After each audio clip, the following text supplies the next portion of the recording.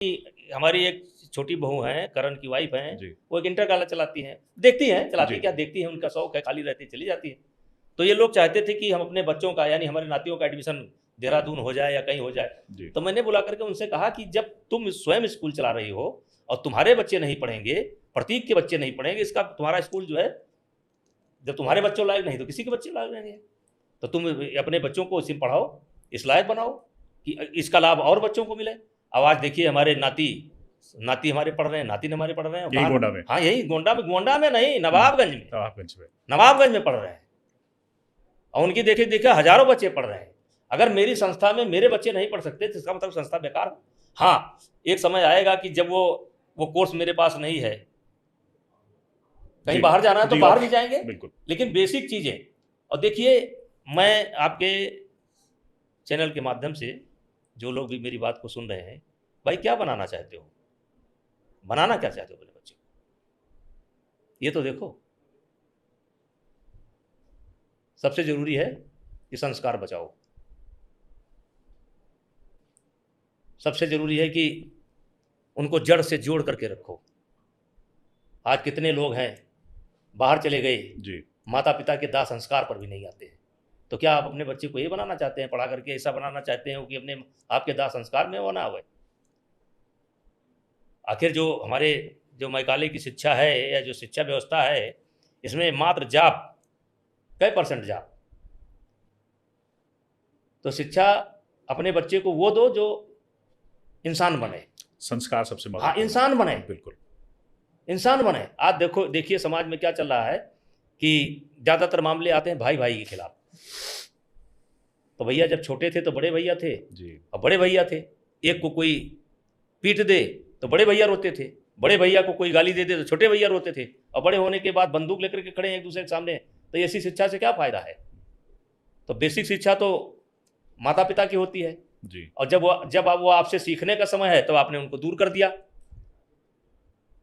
उनसे आपको बात ना करना पड़े, उनको आपको संतुष्ट ना करना पड़े, उनको आपको संभालना ना पड़े, तो आपको छोटे छोटे बच्चों वाले भेज दिया। और जबकि हम जानते हैं जो सीखने की उम्र है केवल 8 वर्ष तक है।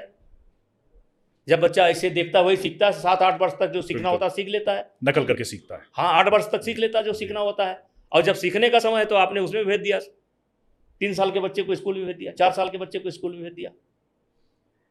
तो देखिए, बहुत कुछ विचार करना पड़ेगा। ये कोई मतलब शिक्षा की गुणवत्ता पे भी विचार करना जरूरी है। शिक्षा की गुणवत्ता छोड़िए, संस्कार रहित अगर शिक्षा है जो माता पिता के दाह संस्कार में आ सके, अगर ऐसी शिक्षा है तो शिक्षा मिलनी चाहिए। और जो किराए पर दाह संस्कार करा हुआ है ऐसी शिक्षा भाड़ में जाए। और अगर हम लोग जागरूक नहीं हुए, गांव से मेरा मतलब ये है कि आज गांव, मैं आपके चैनल के माध्यम से हर मेरी बात सुनने वाले को मैं अपनी बात कहना चाहता हूं। आप दिल्ली में जाइए, आप बॉम्बे जाइए, आप किसी बड़े हीरो से मिलिए, किसी बड़े व्यापारी से मिलिए, वो कहता है कि आज मैं आपको जो सब्जी खिला रहा हूं मैं अपने फार्म हाउस से लाया जी। उसका फार्म हाउस कितना है? 1 एकड़ का। और बड़े गर्व से कहता है कि मैं अपने फार्म हाउस की सब्जी आज खिलाऊंगा जी। आज आपको मैं जो दही खिलाने वाला हूं, मेरी गाय जो फार्म हाउस पर पाल रखे हैं उसका दही खिलाने वाला हूं। अरे हमारे माँ बाप ने सबको, हम सबको, किसी को 2 एकड़ का फार्म हाउस दे गए, किसी को 50 एकड़ के दे गए। ये तो सीलिंग आ गई तो सीलिंग के कलान टुकड़े हो गए। हमारे गाँव में हर आदमी के रहने वाले के पास फार्म हाउस है। पहले हम जो शहर में जाते थे भग करके, उसके 2 कारण थे, बेसिक 2 कारण थे। एक बड़ा कारण था बिजली और दूसरा कारण था सड़क। अब हर गांव में बिजली हो गई, हर गांव में सड़क हो गया, शिक्षा की व्यवस्था भी हो गई। मैं आपको बताना चाहता हूं कि जो ये प्राइमरी स्कूल में इधर टीचर आए हैं, इधर जो भर्तियां हुई हैं 4-5 साल 6 साल के 7 साल के अंदर जो भर्तियां हुई हैं, ये वे लड़के हैं जो PCS का सपना देख रहे थे। इसमें वो लड़कियां हैं जो IAS बनना चाहती थी, लेकिन अपने भविष्य को सिक्योर करने के लिए उन्होंने ज्वाइन कर लिया। और कोई भी प्राइवेट स्कूल, बड़ा सा बड़ा प्राइवेट स्कूल, यानी कि हमारा भी, उसमें हम ज़्यादा से ज़्यादा सैलरी देते हैं तो 30,000 40,000 तक देते हैं।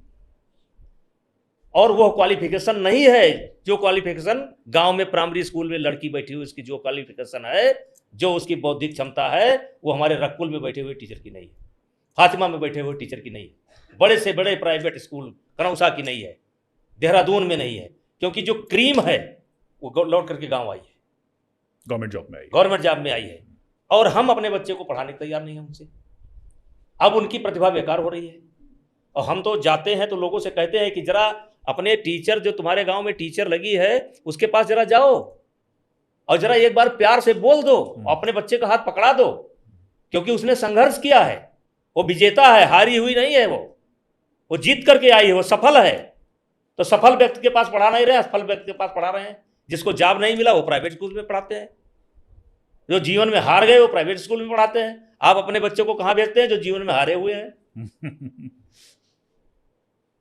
तो गांव में अब किसी चीज की कमी नहीं है, टीचर बहुत बेहतरीन है, बस दुख इतना है कि आप समझ नहीं पा रहे हैं।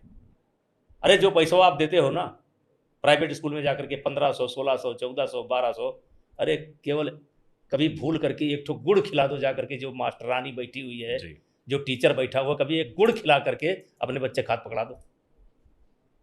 तो अब गांव में क्या नहीं है, पहचान नहीं रहे, लेकिन रोजगार के अवसर नहीं है। देखिए ये बहुत बड़ी बात है जी। तो काहे रोजगार के लिए पढ़ा रहे हो भाई? कितना रोजगार, काहे रोजगार? अब रोजगार तो अब कुछ चीजें हैं जो हम ऑन कैमरा नहीं बोल सकते जी। लेकिन ये सरकार जो केवल महंगाई पर कंट्रोल कर रही है, डर के मारे महंगाई बढ़ जाएगा तो तूफान आ जाएगा। आपके चैनल के माध्यम से बोलना चाहता हूं, जो किसान दूध पैदा करता है, आप भी किसान परिवार से जुड़े हैं, गांव से जुड़े हैं, आपके घर में गया हूं, शादी में गया हूं, ऐसे गया हूं, गाय बंधी थी आपके दरवाजे पर, कम से कम 125 रुपया खर्च करने के बाद 1 लीटर दूध पैदा होता है, और वही दूध जब मार्केट में जाता है तो 30 रुपये 35 रुपये में बिकता है। हमारे दूध का दाम दे दो, बेरोजगारी समाप्त हो जाएगी। केवल हम गांव वाले उनके दूध का दाम दे दो, उसी दिन बेरोजगारी समाप्त हो जाएगी। केवल एक आइटम, केवल हमारे दूध का दाम दे दो। अभी नवरात्रा हुआ, मैं दावा के साथ कहता हूं 90% नकली घी